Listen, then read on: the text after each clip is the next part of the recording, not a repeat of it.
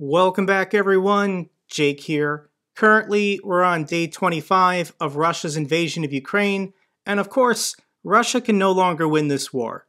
All they can do is kill more people and destroy more buildings, but that's not winning. Simply put, they did not bring a large enough invasion force to conquer a country the size of Texas with 40 million people actively resisting. 150,000 or 200,000 Russian troops simply isn't enough. When you look at their invasion strategy of attack from everywhere, this was poorly planned out. Obviously, their goal was to overwhelm the Ukrainian forces and get them to stand down or surrender. But as their front continues to expand in every direction, it's basically a wood chipper out there for Russian soldiers, and they know it on the ground. Meanwhile, the Ukrainians, in effect, get to fight back to back, and they're being resupplied from the center of the country, resupplied from their western NATO border. There are various international organizations attempting to document and record Russian losses in the country, since the Russian government is lying to their own people about their casualties. Some estimates of Russian soldiers lost is as high as basically 14,000, and this is only in about 3 weeks worth of fighting, guys. So if they brought in 150,000 troops, and they've already lost close to 10% of their fighting force, this doesn't count wounded in action, missing in action, or POWs. And if you say that estimate is high, you can go with the New York Times estimate of 7,000 Russian soldiers being killed in the first 3 weeks of this conflict. To put that number in perspective, the conservative number, Russia has lost more troops in Ukraine than the United States lost in Iraq and Afghanistan combined over 20 years of fighting. How much longer do you think a fighting force, a military, can sustain these losses before there's just a complete collapse within their basically morale and their ability to continue fighting? So given their casualty rate so far, they're losing about 300 soldiers a day. This doesn't count wounded in action or missing in action. So at some point in the near term, guys, Russia is going to have to give up on their invasion strategy of attack from everywhere and probably focus on a more defensive position in the east and the south. Additionally, with the fighting force they brought, I don't even think they'll be able to hold the east and the south as NATO continues to resupply the Ukrainians. So what Russia needs is a mass mobilization of their civilian force. They need their people to participate in the war effort. Unfortunately, you can't call it a war in Russia. It's a special military operation. But what Putin needs to do is call up about 100 or 200,000 Russian reservists and mobilize them for war. But instead, what is the Russian population doing? They're putting out really preppy propaganda videos, such as this one. Мурманской области. И мы как никто понимаем, что любую битву с нацизмом, природными катаклизмами или пандемией можно выиграть только всем вместе, плечом к плечу. Сегодня российская армия сражается за безопасность России и целого мира, потому что у нацизма нет границ. So the Russian people, probably being organized by the Kremlin, are making these pro-war propaganda videos. They've got their special hoodies with this Nazi Z on it. How is this helping the Russian soldiers currently fighting on the front lines? Here's another propaganda video put out by the Kremlin involving a bunch of college students at a university. Бомбежками только из-за того, что они русские. Вы сегодня можете закончить эту войну. Нас МГИМО всегда учат, что там, где заканчивается дипломатия, начинается война. Мы считаем, что конец войне положит именно дипломатия. Президент России объявил, что для стабилизации ситуации... So these are Russian students, once again putting out a propaganda video to cheer up the soldiers on the front line. It looks like they belong to the Moscow State Institute of International Relations. Kind of sounds like a safety school to me, guys. But what the Russian military needs is for all of these guys to go to their local recruitment station, get a gun, and then go to the front lines in Ukraine. That's the only thing that would help their soldiers, not these goofy videos of them standing around in their nice suits, regurgitating Kremlin propaganda. Additionally, Putin, feeling the pressure at home, also decided to have this bizarre pep rally for the not war. It's once again special military operation. And he's wearing this turtleneck and this puffy jacket because he's got a bulletproof vest on under there. He's pretty paranoid at this point about being assassinated. There's a lot of oddities about this rally he held in Moscow, one of them being that his video feed was cut off mid-sentence. His speech to the public wasn't finished on Kremlin TV, so there's speculation that he said something in his speech that even his own propagandists said, "We can't air this on television to your own people." Potentially he accidentally said the word war, and then that would mean he'd have to send himself to prison for 15 years. But what are conditions on the ground for everyday Russians actually like? And we're seeing more and more videos similar to this one.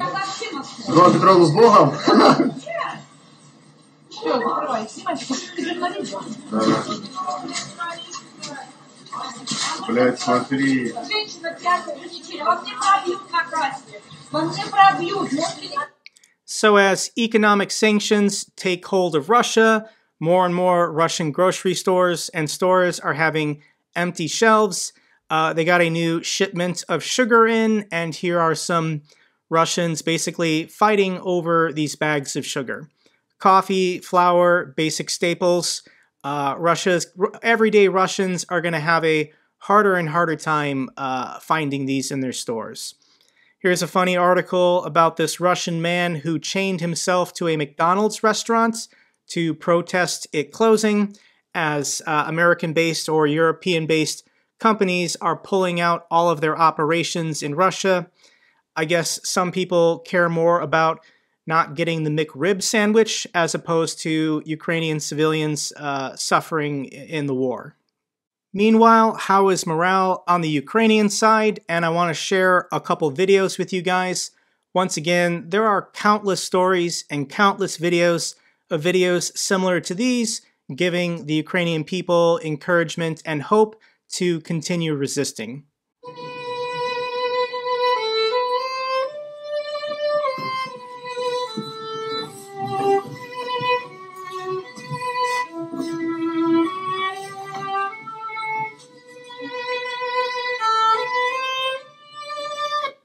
So this is a Ukrainian soldier playing their national anthem on a violin in some kind of bunker, once again giving this sense of camaraderie and solidarity amongst the Ukrainian people.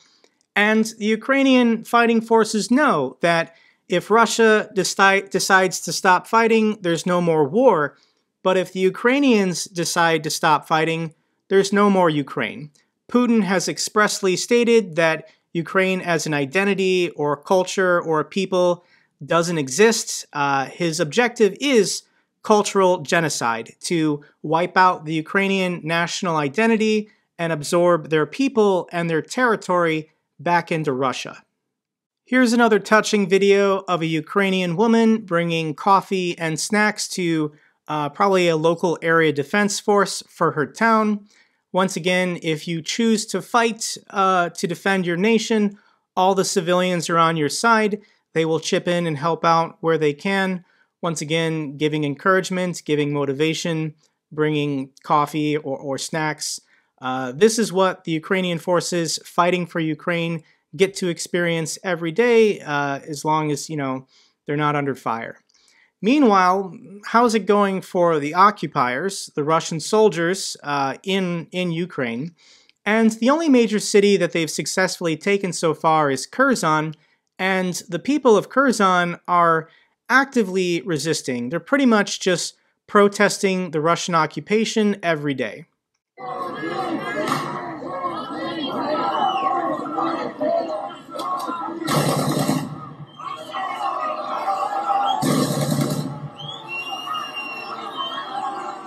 So here's a Russian soldier just firing his gun off into the air to try and startle or scare the protesters.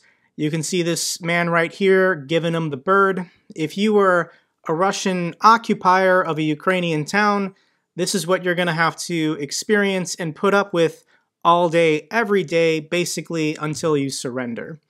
Additionally, as far as motivation for the Ukrainian forces, here's a convoy coming to Ukraine from Lithuania of people who organized and donated SUVs.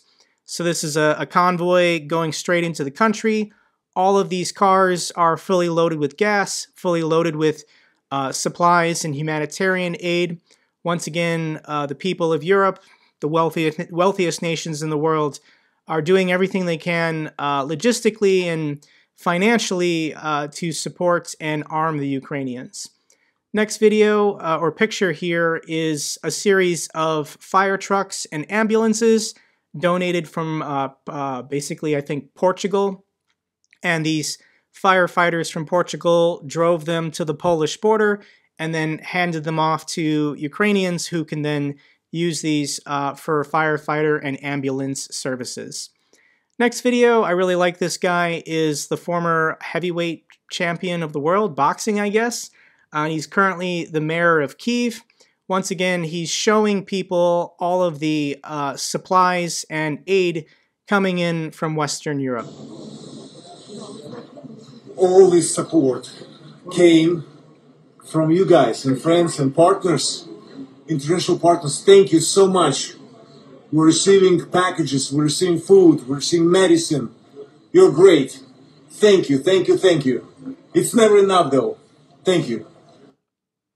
So literally, every day, tens of millions, I'm not even exaggerating this number, tens of millions of dollars worth of food, ammunition, medical supplies, armaments, whatever, is flowing across the Polish border to get into Ukraine in order to resupply their forces. I just don't know how Russia economically can compete with that. We've hit another turning point in this war in that President Joe Biden has officially called Vladimir Putin a war criminal. Prior to today, I think Western leaders were being very careful with their language and terminology in order to give Vladimir Putin an exit strategy, an off-ramp from this war in which he could de-escalate and stay in power.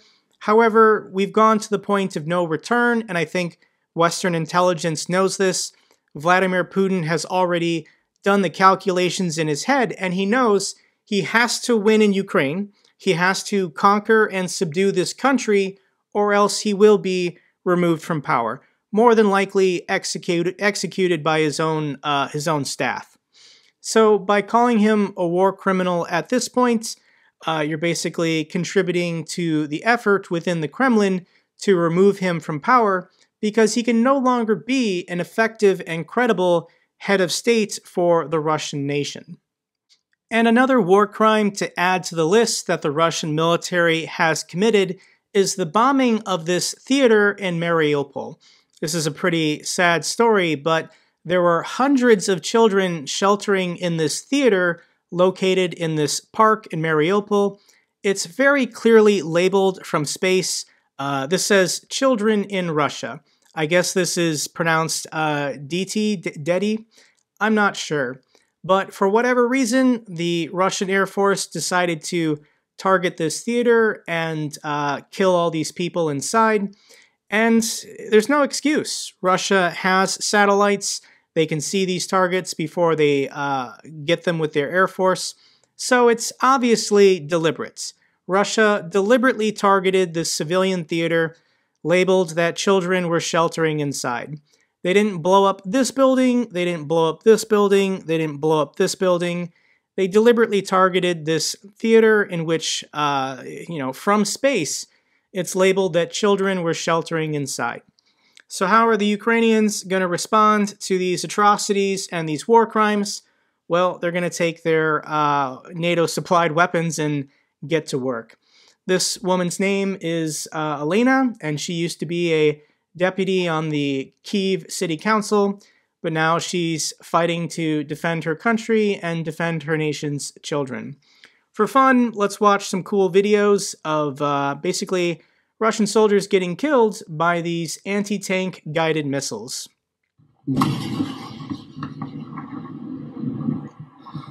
Отлично. Тихо, тихо. Давай, давай, давай, сука. Вальни свои гандоны.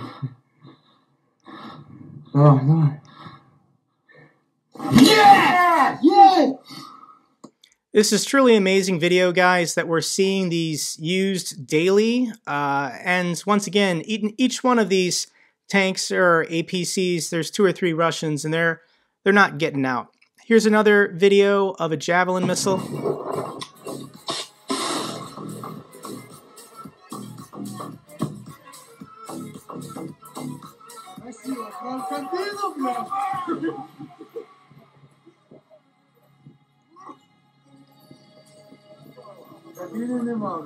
These Ukrainian soldiers are jacked. They're pretty fired up. Let's look at what the damage looks like after they get one of these things. Россияне, мы на украинских курортах очень рады вас встречать. Турецкие байрактары Эрдогана сверху передают вам большой привет. И дядюшка Сэм и мистер Javelin любят ваши танки. Приезжайте к нам, Javelin хватит на всех с любовью с Украины. This guy looks pretty fired up. Once again, as long as he's getting supplied these missiles, he's going to keep every day looking for more tanks to destroy. Now, I don't want to seem callous or indifferent to the plight of the Russian military. Lots of these soldiers are conscripts, basically being forced by their leadership to fight. However, they have the opportunity to surrender. Probably thousands of Russian conscripts or soldiers so far have voluntarily surrendered themselves, but more need to know that this is a possibility available to them. And I actually think there's a huge opportunity for Ukrainian forces if they can just get information to Russian soldiers that if they're willing to surrender, they don't have to fight this war anymore. This is Vladimir Putin's war exclusively, and these Russian children basically are not the enemies of the Ukrainian people. An idea similar to what South Korea does to get information into North Korea. They could launch balloons with leaflets saying that this is Vladimir Putin's war exclusively, Ukraine is not their enemy. Any Russian soldier who chooses to surrender themselves, put down their gun, will be treated humanely and fairly, and you could probably even put on the pamphlet that they would be pardoned for any past actions if they stand down, if they just stop fighting with the Russian forces. Additionally, with these soldiers, in occupying territories, they're not allowed to have their cell phones. They're not allowed internet access. The Russian military does not want them getting information about the war efforts, special military operation effort. So a lot of these soldiers don't know what's happening with that children's hospital that was bombed in Mariupol or that theater that was bombed sheltering children. So if these Ukrainians just want to give these guys their cell phones and say, use the phone, call your mother, call your friends, go on the internet, do some research, don't listen to, Kremlin propaganda. If you just put down your weapon, surrender yourself, these people would take them in. They would take care of them until this war is over. And quite frankly, guys, this isn't going to last much longer. The fact that they've lost, 15,000 dead in the first 25 days, and they're hemorrhaging soldiers 300, 400 a day possibly. The Russian military simply just cannot sustain this probably another 40 or 45 days, unless, once again, Vladimir Putin mobilizes the entire country and calls up another 100,000 or 200,000 reservists just to rush them into Ukraine. But I think if he were to do that, there'd be massive unrest and revolts as those 100,000 or 200,000 reservists just wouldn't be willing to go.